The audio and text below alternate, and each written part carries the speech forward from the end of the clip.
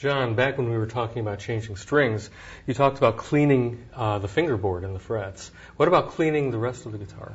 Well, that's pretty straightforward. We basically have a couple of procedures that we need to do.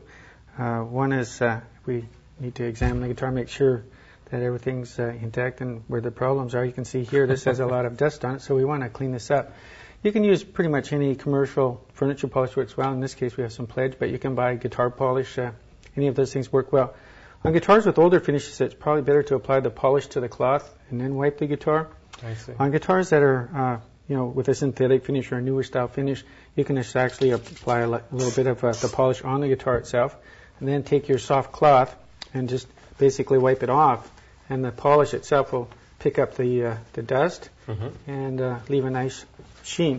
It's probably advisable that maybe once a week or perhaps every time you change your strings, it's a good opportunity to polish your guitar and clean it up.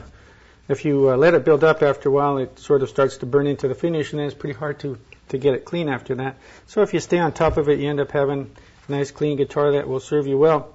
Also, it's a good idea after you finish playing to wipe off the strings on the guitar, because you get perspiration and residual oils and things on there that will sort of become permanently embedded if you don't remove them. So if you just take and polish it out, you can see it just cleans right up, looks real nice. Put it back in the case, and then next time you put it out, it's ready to go. I noticed you're using a pretty fancy cloth there. Is that important? Yes, it is. The problem with some cloths is they have contaminants embedded in them, or the material is coarse enough that it actually could cause scratches on some guitars with sensitive finishes. This is a particular kind of cloth called Miracle Weave. It has a really fine weave. It feels like suede, and it's really good because it's very gentle to the instrument, and yet it does a nice job polishing.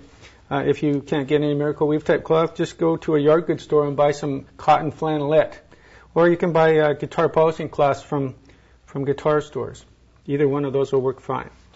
What about accessing some of the hard-to-reach places? It's always a problem cleaning under the strings, especially up at the headstock. Well, that's normally why you want to kind of polish the front of the guitar and around the pickups and things when you have the strings off. Same with around the headstock.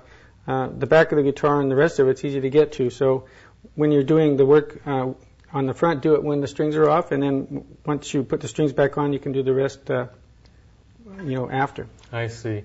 And can you polish too much, or how frequently, should you do this? Well, most of these polishes are non-abrasive, and so they don't really cause any wear on the finish itself. So there's no reason that you can't polish it as much as you like.